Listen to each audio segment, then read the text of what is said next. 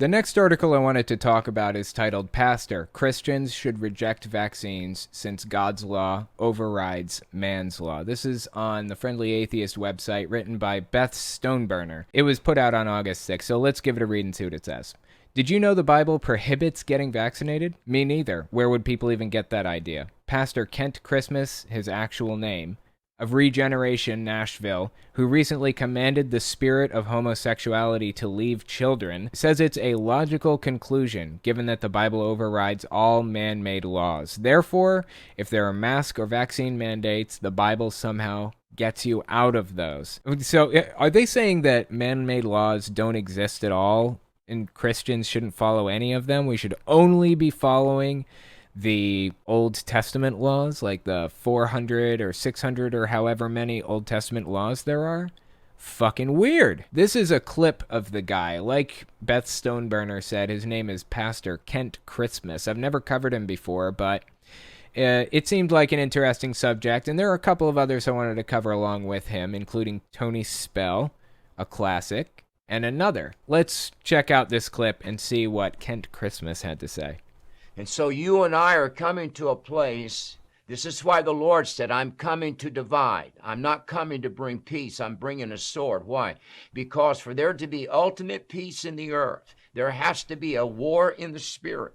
And God needs some men and women in this hour that'll quit laying down and copying out and saying, well, we're citizens, so we're just supposed to yield to every law that's passed. No, you're not. Okay, I just want to kind of clarify what this guy's saying. He's basically saying God is trying to wage a literal war here. And if you aren't rejecting the vaccine, then you aren't on God's side. That's what he's pretty much saying. Let me just step back a little bit to listen again with that added context. And God needs some men and women in this hour that'll quit laying down and copying out and saying, well, we're citizens, so we're just supposed to yield to every law that's passed. No, you're not. You are first held accountable to this book. The law of God supersedes the law of men.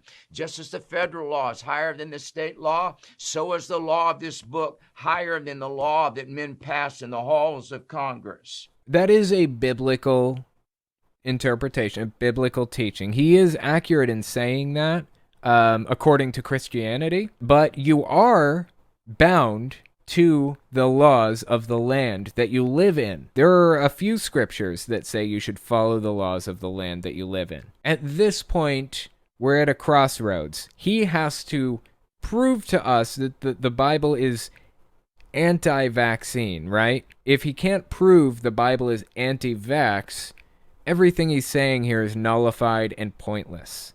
Let's keep listening. And so we have all of this argument about, do we conform, do we not conform? It's really not that hard to figure out. Paul said it, be ye not conformed to this world, to its system, to its ungodliness, but be ye transformed. I love my country. I love my president, Donald Trump. Oh my God, he's one of them. He's one of those people who believe that Donald Trump won the election and thus is the president, and so he's treating him as the president, views him as the president, and refuses to recognize Biden. It's pitiful at this point, honestly. It's sad. I love the Constitution of the United States of America. I feel it's an honor to be in this country. I thank God for our policemen. I thank God for our armed forces. But my first allegiance will always be to the Lord Jesus Christ. And this is why history tells us the story of millions of men and women that have given their lives for the gospel of Jesus Christ, because they would not recant on the name of Jesus, and they would not yield to the laws of sin. So now he's turning this into a martyr type of thing, a persecution type of thing. You have to die for Jesus. He knows people are going to die by not taking the vaccine. This is my interpretation. Correct me if you guys think I'm wrong here. He knows people are going to die because they didn't take the vaccine, but that's a sacrifice that they're making for Jesus. Once again, I'm not sure where he got there. How did you get from A to B? How did you get all the way to the vaccine is against God's wishes, against the Bible. I'm not seeing it. I mean, this is like a 2-minute video. There's a lot of context surrounding this whole conversation. Did I miss something before or what? And they would not yield to the laws of sin and to the laws of an ungodly ruler in order to continue to live. And they gave their lives for the gospel. We are coming into a season where God is asking us, who are we going to serve? The world or the Lord? No, he is asking who his congregants are going to serve. The world or him. That's what this is all about. The Bible is a gigantic, thousands of page book with a collection of 66 books by dozens of different authors written across 6,000 years. None of the authors even knew each other. Most of them didn't anyways. It is impossible to not cherry pick the Bible. If you have a belief, you can justify that belief with Bible verses.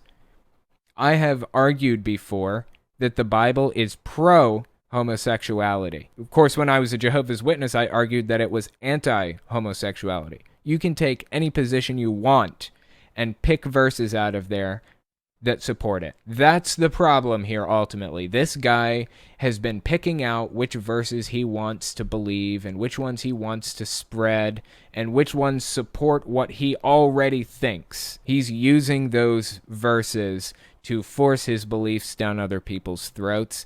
And this one belief that he has just so happens to get people killed. The next clip I wanted to watch is by Tony Spell. You guys remember him? He's the one who actually faced a court battle because the courts told him to hold his church service online instead, and he absolutely refused, and he intentionally took part in super spreader events that he set out to. He refused to do things safely, refused to even wear masks. The courts finally decided, you know what, you can hold service in person, fine, but have people wear masks inside, check their temperatures at the door, and space the chairs out a little bit. That's all you had to do, you know? It's simple shit. You don't even have to do anything extra. Just tell them to wear masks, basically, and space the chairs out. You don't have to hire new people to do anything. You don't have to hold it online or any of that shit. He couldn't even manage to do that. He intentionally sets out to hold super spreader events. He actually got arrested for not following the law, and I believe he tried to run a protester over with his bus. There's video footage of it. He just pulled as far over under the shoulder as he could without hitting me. He was maybe 6 inches away. At first, I just assumed he was actually trying to turn around his bus. He kept hammering his horn the whole time until he turned around in his driveway. Then he stopped and started backing up at me. By the time it was actually close enough to hit me, I was just kind of in shock. I don't think the pastor could see me anymore, so I don't think it was necessarily intent to not hit me. Got charged with crimes for that and everything. So anyway, that's a short summary of who this guy is. Let's watch this clip and see what he had to say.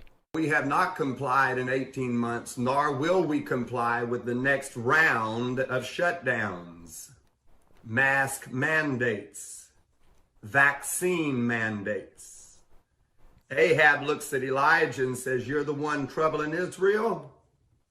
No. Elijah is in God's favor. He's God's prophet. I'm sorry. This is nonsense. I'm sure somebody out there understands what he's getting at here because they're from a similar branch of Christianity, but I feel like he's making a reference to some biblical verse that I'm just not picking up on. Ultimately, I really don't understand why this guy is obsessed with intentionally going against what society needs to be safe. Even basic shit that affects him in no way. Like wearing masks. It's a piece of fucking fabric. Not only is he opposed to it, he is absolutely outright refusing to wear masks no matter what. And his congregants aren't wearing masks either, intentionally. Like, we're in the middle of a worldwide pandemic right now, and these people won't take the most basic precautions. I don't get it. Favor. He's God's prophet. He's doing what God told him to do. We are not the ones who are troubling our cities. It's the devil troubling us. It's a wicked, perverse government troubling us. To wear a fucking mask? Really? This blows my fucking mind, honestly. Why can't they do something so simple and straightforward? Really, by the end of his court battles, all they asked was for him to wear a mask in church and space the chairs out a little bit more and check temperatures at the door. That's it. He refused to even do that. At a certain point, you have to wonder if their intent is to get people sick. Government troubling us because we refuse to mask and we refuse to vax, or we refuse to quit going to church, or we refuse to quit shaking hands and baptizing over 1,000 people. Nobody wants to stop the guy from, like, baptizing people. Nobody wants to stop him from, like, being a pastor. Nobody gives a shit. It's like he's taking everything as a personal offense. This is what happens right here when you are in the headspace that the government is out to get you and it's the start of Armageddon. When you believe that Armageddon is going to happen any 5 minutes now and you're going to be the target of the destruction, this is what happens. Simple, basic, meaningless, innocuous shit suddenly has crazy, deep meanings. No, we're the ones troubling the cities. But we say that you are the liars and the godless, demonic leaders and politicians and government authorities. You are the ones that are troubling us. We refuse to comply with you. Well, they're citizens of the country, so this guy is setting out to refuse to cooperate with anything the government says, and he's not just refusing to cooperate, he is setting out to do the exact opposite of what the government needs us to do to survive as a civilized society. People like him will be the death of our society, seriously. The headspace that this guy is in scares the shit out of me. This is the logical conclusion of where a Armageddon is right around the corner headspace brings you. This is what happens. This is the logical conclusion of an extreme persecution complex and intermingling religion with politics. That's what happens. I know that the IRS rules about, like, the Johnson Amendment, about how churches can only dip into politics so much before they lose their tax-exempt status. I know that stuff is pretty relaxed, but we should definitely prosecute it more than we do. Like, there is a problem here that these people are so heavily involved in politics and literally, no hyperbole, getting people killed over these outrageous beliefs. Something should be done about this. They should be financially penalized for it by losing their tax-exempt status, in my opinion.